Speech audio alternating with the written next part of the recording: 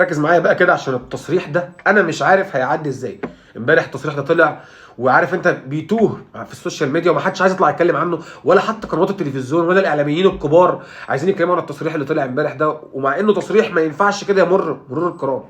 ركز معايا وهسمعك التصريح من بق الكابتن بنفسه، بس مش هحط لك الفيديو. المهم طلع امبارح على قناه العزبه تي في احد هزيز الرؤوس، احب اطمن جمهور الزمالك وبتاع، سياده المستشار راجع تاني والمجلس مكمل لحد نهايه فترته 2025 وبتاع. هتطمن جمهور الزمالك ايه؟ ده جمهور الزمالك مرعوب. ده جمهور الزمالك ده طمنا احنا كجمهور النادي الاهلي، يعني دي حاجه تطمنا احنا. بس انا مش هكدب عليك، الواحد زي ما بيقولوا كده ايه، سائمنا او بالبلد قرفنا. يعني انا بالنسبه لي عندي حد زي حسن شحاته يمسك نادي الزمالك وحلمي طولان ويوقفه على رجله ويبدا ينافسني، ولا ان افضل انا راكب الصداره في كل البطولات او في كل الالعاب في وجود حتى الراجل ده بالاخلاق دي. مش هكدب عليك، كفايه لحد كده. ما هو انت مش واخد بالك ان الزمالك نازل لتحت بسرعه الصاروخ؟ حتى العاب الصالات اللي كان الزمالك متفوق فيها ما بقاش شايف. مفيش بس الا الطايره بس، وكاس سيدات اللي خده، حتى الدوري اللي هو اقوى من الكاس انا اللي واخد الدوري. رجال واخدين دوري وكاس هم الموسم دوت، وتقريبا ده الموسم التاني على التوالي على ما اعتقد. المهم يعني غير الطايره، العاب الصالات كلها ايه؟ بالصب في ناحيه الاهلي.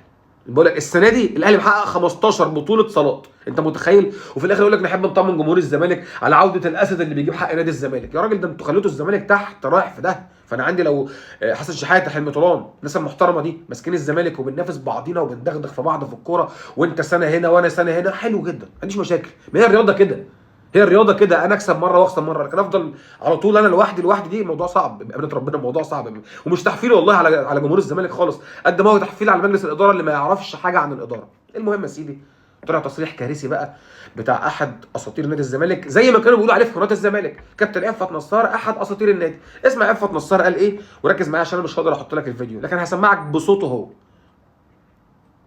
اسمع كده. الفترة اللي فاتت دي كان في مشاكل كتير جدا، مش كتير، 30 ثانيه. حاجات كمان حاجات لو انا معايا غير كلام اللعيبه، لو معايا مستند انا كنت وديت ناس كتير جدا في داهيه. يعني ايه كلام اللعيبه يا كابتن؟ هل كان في كلام يعني اصلا في بعض اللاعبين في لعيب مضى على 16 مليون وخد 4 مليون بس. في مدرب عندنا كان بياخد 45,000 دولار في الشهر. نيبوشا كان بيستلم في ايده 12 بس. في لعيب طلع بره كان ده على مسؤوليتك يا كابتن. انا مسؤوليتي، ما انا بقول لك ده كلام اللعيبه، وده انا معايا تسجيل للعيبه على فكره، وهم قالوا لي احنا مستعدين نقول، بس احنا هنتحاسب لان احنا مضينا فعلا على استلام الفلوس، لان كانت مصلحه بالنسبه لهم، فاهمني؟ لان هي كلها كانت عباره عن سمسره لبعض الناس الغير مسؤوله اللي بجد. كفايه لحد كده عشان ما اطولش عليك، كفايه. زي ما قال لك كده الراجل بالملي، كانت كلها عباره عن سمسره. هي فاضل حته صغيره بس هقول له ايه ما معنى اللفظ. انا ما حبيتش اكمل الفيديو عشان الفيسبوك برضو إيه، القمامه ماليه النادي، فانت فاهم لفظ القمامه بالعاميه عامله ازاي، فعشان الفيسبوك ما ياخدهاش عليا ان انا بشتم او بتاع يعني. فهو طبعا زي ما قلت لك قبل كده لو تفتكر ان الراجل الجعجعه بصوت عالي دوت يوم ما هيسيب نادي الزمالك هو اول واحد هيعاديه واول واحد هيحارب في نادي الزمالك عشان يوصل لك ودي حق للناس. انا اهو، انت متخيل ان في حد بعد مجلس الاداره ده ما يمشي، متخيل ان في حد هيقدر يجي يدير نادي الزمالك بارتياحيه او هيعرف يدير نادي الزمالك براحته، خصوصا لو كان من الناس المحترمه زي حسن شحاته او حلمي طولان او الناس دي؟ استحاله. الراجل ده هيفضل شوكه في ظهر نادي الزمالك لحد ما يشاء السميع العليم. ما انت فاهم قصدي يعني. المهم عشان يفضل يوصل لك ان هو الاسد وهو اللي كان بيعمل لنادي الزمالك، مع ان زي ما قلت لك الكيرف نازل تحت، الزمالك نازل بصوب الاسانسير، راكب اسانسير ونازل في كل الالعاب الرياضيه يعني. وده زي ما انت شايف كده، وفي الاخر يقول لك ايه، احنا ما بناخدش فلوس من نادي الزمالك، بتشتغلوا لله يعني. ما الاخلاق اللي انتوا بتعملوها دي، وشتيمه ده وشتيمه ده وام ده وعرض ده، دي مش اخلاق تعمل لله. الاثنين ما يركبوش مع بعض من الاخر. وبعدين تقبض ليه نادي الزمالك؟ ما احنا عارفين دي حقيقه، انت ما بتقبضش. انت مش شايف السمسره والسبوبه اللي بتطلع؟ انت عايز تقبض كمان راتب يا معلم؟